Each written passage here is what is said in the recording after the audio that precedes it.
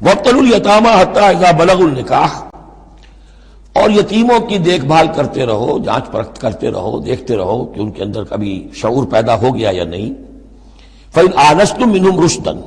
تو جب تم دیکھو ان میں کہ اب یہ باشعور ہو گئے ہیں، سمجھدار ہو گئے ہیں، فادفعوا الیہم اموالہم، تو ان کے اموال ان کے حوالے کر دو۔ ولا تاکلوها اسرافا وبدارا ان یکبروا، اور دیکھو اس مال کو کھانے کی کوشش نہ کرو، ہڑپ نہ کرو جلدی سے، کہ ایسا نہ ہو کہ بچے جوان ہو جائیں تو یہ مال تو دے ہی دینا ہے میں نے، تو اس سے پہلے پہلے جتنا بھی اس کو میں کھا جاؤں کھا لوں۔ ومن کان غنیا فلیستعفف،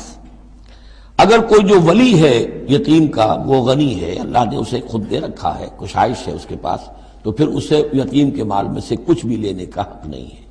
پھر اسے یتیم کے مال سے بچتے رہنا چاہیے۔ ومن کان فقیرا، اور اگر کوئی خود تنگ دست ہے، محتاج ہے، اب ظاہر بات ہے وہ یتیم کی کچھ نگہداشت بھی کر رہا ہے، اس کا کچھ وقت بھی اس پہ صرف ہو رہا ہے، تو فلیاکل بالمعروف، تو معروف طریقے سے بھلے انداز میں،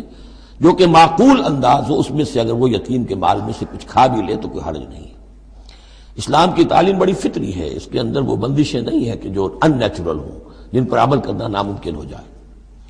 فَإِذَا دَفَعْتُمْ إِلَيْهِمْ أَمْوَالَهُمْ، اور جب تم ان کے مال ان کے حوالے کر دو، فَأَشْهِدُوا عَلَيْهِمْ، تو گواہ بنا لو کہ یہ چیزیں تھیں جو آج کی تاریخ میں میری تحویل میں تھی، آج تک میں نے ان کے حوالے کر دی۔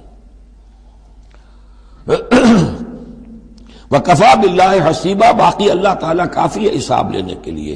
یہ دنیا کا معاملہ ہے، اس کے لیے لکھت پڑھت شہادت، باقی اصل حساب تو تمہیں اللہ کے ہاں جا کے دینا ہے۔